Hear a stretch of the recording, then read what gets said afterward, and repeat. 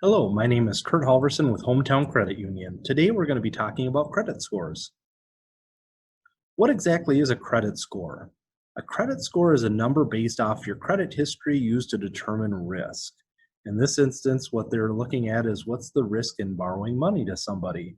If somebody's demonstrated an excellent credit history, they've borrowed money in the past, paid it back on time, they're going to get a great credit score, which denotes that there's low risk in borrowing money to them.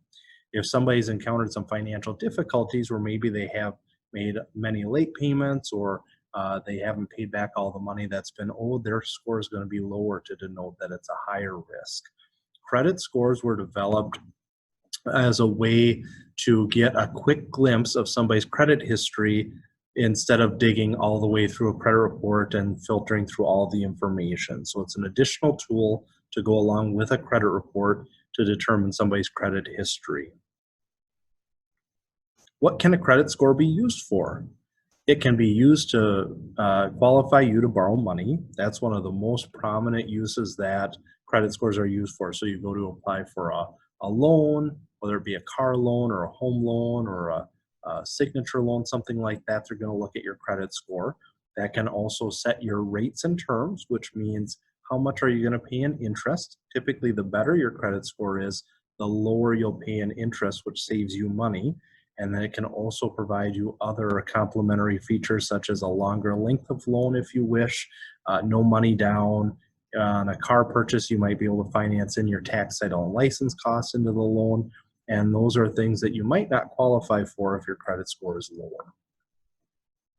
How much you pay to borrow money, so again, those interest charges.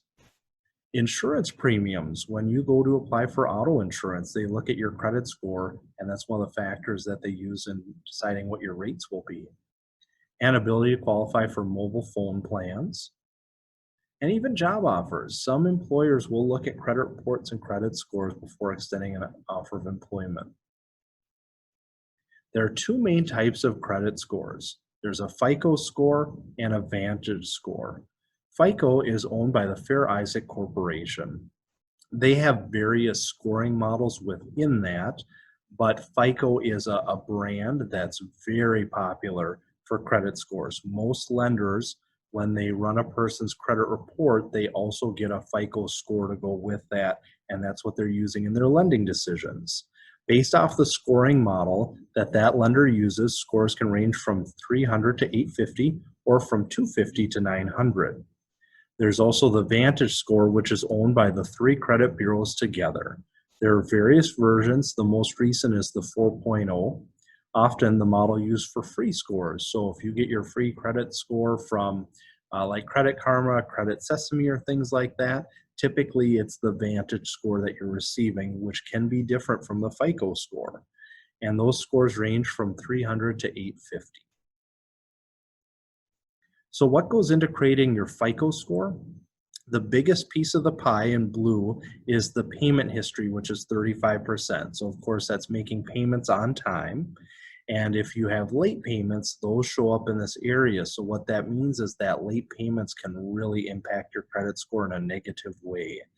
Now, they consider late payments anything that's 30 days late or more. So if you are 5 or 10 days late on a loan payment, you might get charged a late fee, but it's not going to show up on your credit report until it hits that 30-day late mark.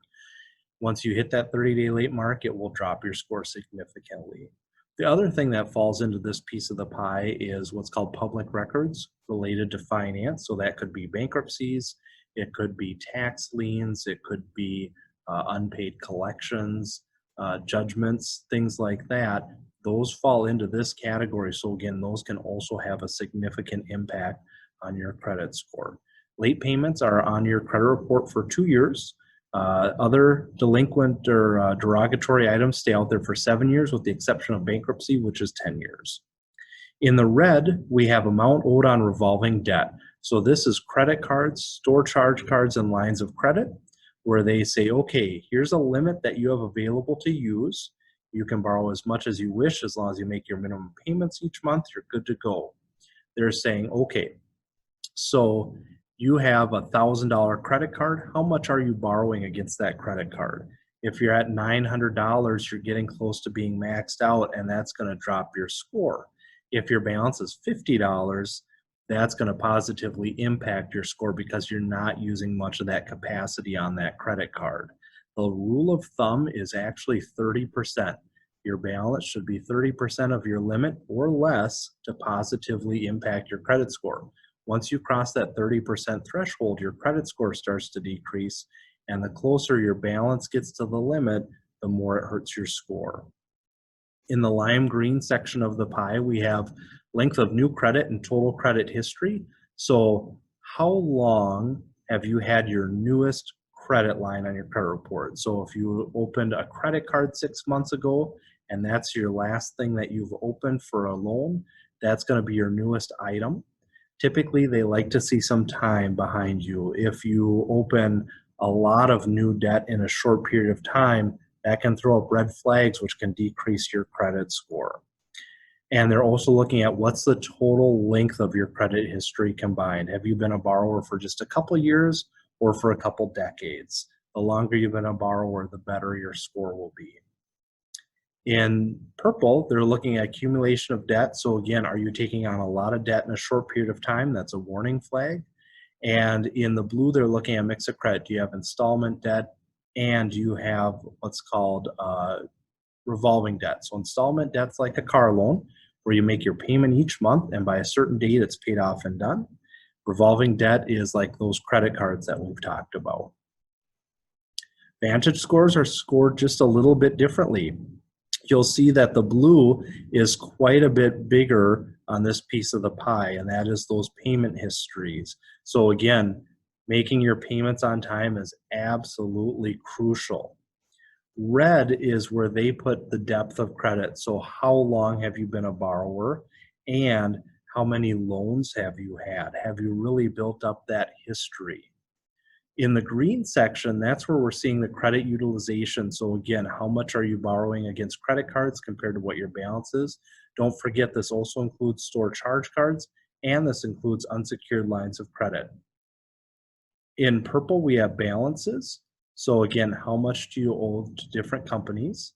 Blue is recent credit, so what's new on your credit report? And orange is available credit. How much do you have to use? Okay, tips for improving your credit score, no matter whether it's a FICO score or a Vantage score. Making your payments on time is absolutely critical. I just can't stress enough how important it is to have those on-time payments. Watch your credit card balances to make sure you're keeping them low compared to what your limits are. If there are any derogatory items out there, such as unpaid collections, you'll want to address those, try to work out a plan. And then also have patience because it does take time to build that credit history. So be sure to check out our other lessons for information on obtaining and reading your credit report. If you need any help or have any questions on credit reports, credit scores, things like that, be sure to reach out to me. You can reach me direct at 507-455-6726 or by emailing khalverson@hometowncu.coop. Thank you.